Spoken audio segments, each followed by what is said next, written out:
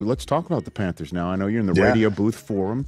What a year. The energy and the feel in the building is where it needs to be as far as great place to work, great place to be competitive. But yeah, this is a legit pass rusher who I think, like you just said, is still going this way. I think it's all trending in the right direction to where, yeah, he's the type of talent. He could lead the NFL in sacks. He can be that kind of guy. What does hope even feel like in Carolina anymore? For Panthers fans, optimism has been punished for nearly a decade. 8 years without a winning season, blockbuster trade returns that led nowhere, and a first overall pick who, well... That involves Bryce Young, quarterback for the Carolina Panthers, #1 overall pick, 2023 NFL Draft. According to the NFL Network, he has been benched. Yeah, that was a bit of a low point, but... in 2025, I think we saw something new, something exciting. As aggressive as Canales is, blitz comes, Young, corner of the end zone, Coker, a dime, a touchdown! Now that's more like it. That game may have ended in disappointment, but the 2025 season reflected so much more for Panthers fans. Tetairoa McMillan truly is that guy on offense. Bryce Young delivered his best season yet as a result, and on defense, well, an epic 2026 offseason has taken care of that. Dan Morgan and Dave Canales have cleaned up in the draft and free agency, and as a result, these Panthers are in pole position for a wide open NFC South. Yeah, it's time to admit that the Carolina Panthers know exactly what they are doing. In 2025, the Carolina Panthers showed us just how good they can be. They came oh so close to stunning the LA Rams in the wildcard round, giving fans a glimpse at what their ceiling can look like. No, it wasn't a perfect season by any means, but that's okay. They also didn't have everything go their way. This year though, I think the Panthers are looking as strong as ever, thanks to an epic offseason of work by Dan Morgan and Dave Canales. This time last year, they were rueing one of the most painful near misses of the 2025 offseason. They viewed Milton Williams as the guy to help take them to the next level, only to see him swiped from right under their noses by the New England Patriots. This year, I think it's fair to say that Panthers fans aren't feeling anywhere near as hard done by. Yeah, Jaelan Phillips is signing with the Carolina Panthers. Whoa. This is a major deal for Carolina. This is a move that immediately puts Carolina in that kind of next tier, right? Look at how this team played this year. Did anybody expect them to win that division, to compete in the playoffs with the Rams? For all intents and purposes, they won that game until Matthew Stafford went down for a 2-minute drill and kind of put the dagger in them. But for them to get Jaelan Phillips, shore up that defense, get a pass rush, I think that's going to help Bryce Young. I think that's going to help this team. I think this is a great signing by them. Yep, this guy absolutely brings the pass rushing juice, adding some serious firepower to a Panthers defense that looks primed to surge its way into the top 10 in 2026. Carolina were the 15th ranked defense in 2025, giving up 22.4 points per game. But it was crystal clear where the team's weaknesses were. Their 16.5% pressure rate was the second worst in the NFL, leading to just 30 sacks, which was the third worst in the NFL. These guys were barely making any impact on the quarterback, which is why a guy like Jaelan Phillips is the perfect addition. Do you want to know who had the most pressures on the Carolina Panthers defense last year? It was defensive tackle Derek Brown, with 35, according to PFF data. Next best was rookie Nick Scourton, who, to be fair to him, had a solid first year in the league, tying for the team lead with 5 sacks. Either way, that makes for a combined total of 69 pressures from the Panthers' top 2 defenders in 2025. That is not great, but don't worry, we've now reached the good news portion of this segment. Jaelan Phillips had more pressures than those two combined last year, with 73. That slotted him in at 9th in the NFL. Not bad at all, considering he was coming off a lost season due to an ACL tear. So yes, this guy should absolutely be a massive help to the Panthers pass rush. Phillips can legitimately make a claim for being the top player available at his position in this free agency period, as can this other exciting Panthers signing. Devin Lloyd of the Panthers. I'm surprised by the contract. It's not a big contract.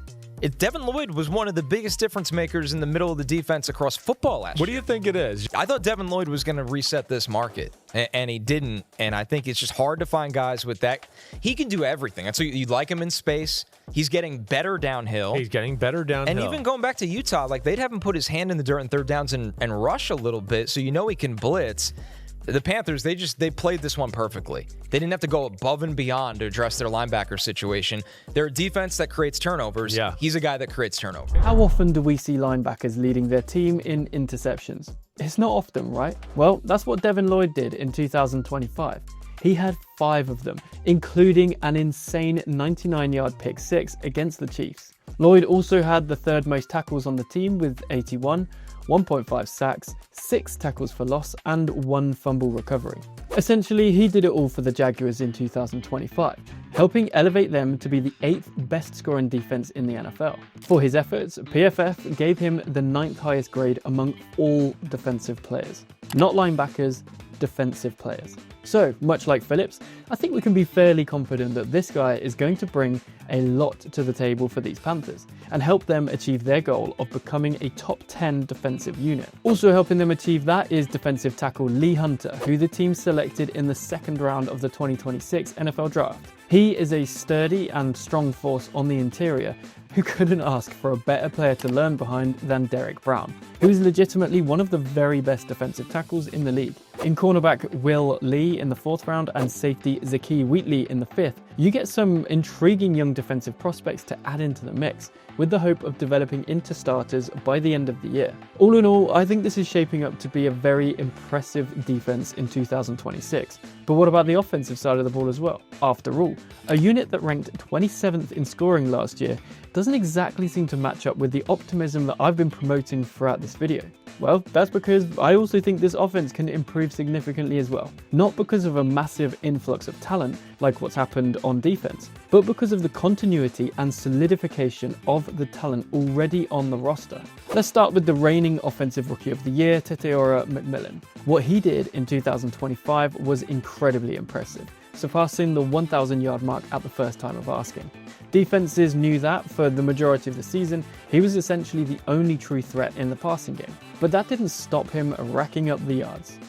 Now, having learned from that, and with another offseason under his belt, we can surely expect him to go one step further in 2026. I'm confident in this, not just because he is in more familiar territory now, but because the Panthers' offensive structure should set him up for so much more success than it did in 2025. People underestimate the impact of Jalen Coker, but without him, the Panthers genuinely had nobody else who could threaten as a perimeter weapon. As a result, McMillan was stuck on the outside for a good chunk of games, facing the toughest coverage you can get. What a tricky situation that is for a rookie to learn in, and it's one that even he recognizes didn't utilize him to his full potential.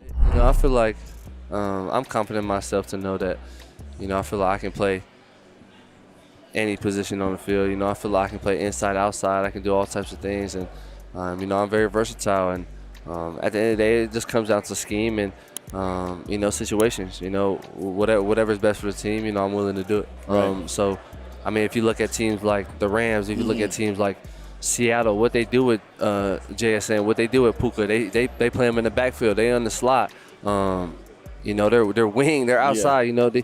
You gotta make sure that you scheme to where your best players always get the ball. Now that's how you get the most out of your alpha receiver, and hopefully it is something that we should get used to with McMillan. Jalen Coker should be entering the year healthy, and in the 3rd round of the 2026 NFL Draft, Carolina dipped into the wide receiver market and selected Chris Brazzell. He stands at a very imposing 6'4", 200 pounds. This added firepower to the receiver room should give Dave Canales much more freedom to move McMillan around the formation, finding matchups for him to dominate and generally helping him solidify himself as the next young superstar wide receiver. Of course, that's only going to be good news for Bryce Young as well, who himself took a big step forward in 2025. His 23 touchdowns were a career high, and Canales is liking what he sees from his former 1st overall pick. What I'm most excited about with Bryce is just his command of our systems, taking advantage of different things at the line of scrimmage, which we saw more and more in different games all the way through the playoff game. A beautiful, explosive pass where he saw something in a formation that we had. He had a green light to check it. He did. He hit Jalen Coker down the field, and it was stuff that he can do like that. I want him to continue to grow in those processes. That wildcard clash really was impressive, pushing an immensely talented LA Rams team to the limit, having already beaten them in the regular season. This 2025 Panthers team really did have some incredible moments and have come up big against some tough teams over the last couple of seasons, but the consistency has been lacking, which is what we can say about Bryce Young as well. Stringing those good performances together is how he and this team establishes themselves as the best in the division. We've all seen the high points. Now we just need to see them do it more often.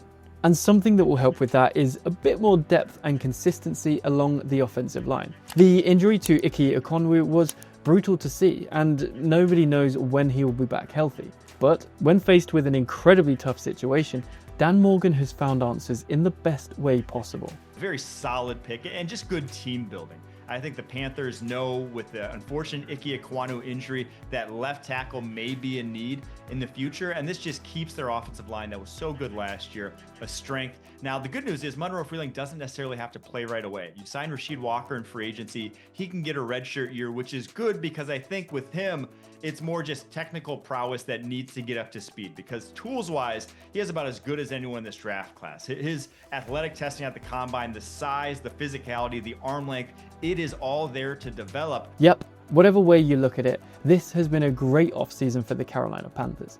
They have finally added the star power they needed on defense, and with the benefit of continuity, development, and health on offense, I think we are looking at a very well-rounded roster who could absolutely be a problem in 2026 and beyond. The question is, do you agree?